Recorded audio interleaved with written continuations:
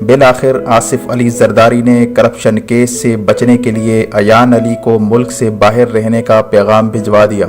आसिफ जरदारी ने अयान अली को क्या पैगाम भिजवाया और आसिफ जरदारी आखिर क्यों नहीं चाहता कि अयान अली पाकिस्तान आए, ये सब जानने के लिए पहले अगर आपने हमारे चैनल को सब्सक्राइब नहीं किया तो अभी सब्सक्राइब कर लें और बेल आइकन पर क्लिक करें ताकि आने वाली हर वीडियो का नोटिफिकेशन आपको मिल सके। नाजरीन, करेंसी स्मगलिंग केस की समाअत कस्टम अदालत के जज अरशद हुसैन भुट्टा की सरबराही में हुई। समाअत के दौरान अयान अली के वकील ने अयान अली केस पर समाअत तवील अरसे तक मुलतवी करने की दरखास्त की, जो अदालत ने मुस्तरद कर दी। जज ने रिमार्क्स दिए कि कानूनी कार्रवाई नहीं रोकी जा सकती। अदालत का कहना था कि मुलजिमा को जमानत पर रिहा करने का ये मतलब नहीं था कि वो दुनिया भर का सफर करें, अय्याशियां करती फिरें और जब अदालत बुलाए तो वो ना आएं।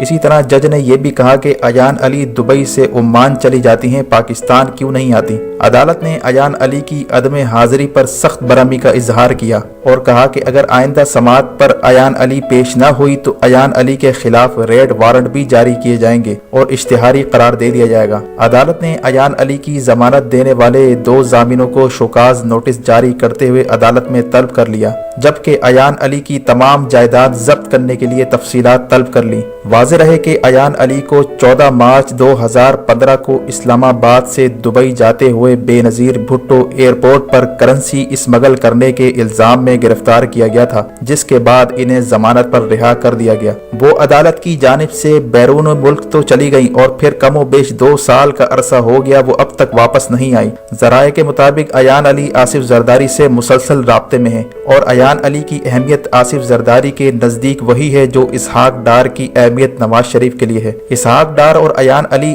उन तोतों का नाम है जिनमें आसिफ जरदारी और नवाज शरीफ की जान है। यही वजह है कि आसिफ जरदारी नहीं चाहता कि अयान अली मुल्क में वापस आए, क्योंकि अयान अली के पास वो सबूत मौजूद हैं जो जरदारी माफिया को अंदर करवाने के लिए काफी हैं। इसीलिए आसिफ जरदारी किसी न किसी तरीके से एनआरओ या ढील की कोशिश कर रहा है ताकि जरदारी नेटवर्क जो बाहर से चलाया जाता है वो राज ही रह जाए। इसी तरह जराये के मुताबिक अयान अली की तमाम तर अय्याशियों के अखराजात आसिफ जरदारी के जिम्मे हैं और वो अयान अली की ट्रैवलिंग, होटल में क़याम और दीगर अखराजात अदा कर रहा है और साथ में ये भी पैगाम दिया है कि वो मुल्क वापस ना आए चाहे कुछ भी हो जाए। इसीलिए अयान अली मुल्क वापस नहीं आ रही और तवक्को की जा रही है अगली समाअत पर अदालत रेड वारंट जारी कर देगी और इश्तिहारी करार दे देगी, जिसके बाद इंटरपोल की मदद से अयान अली को गिरफ्तार करके लाया जाएगा। इसी तरह मकबूजा कश्मीर में होने वाले हमले के बाद करप्ट माफिया के चेहरे खिल उठे हैं, क्योंकि इनकी ख्वाहिश है कि सारी तवज्जो बॉर्डर पर मरकूज हो जाए और जंगी कैफियत में हमारे साथ रियासत एनआरओ पर मजबूर हो जाए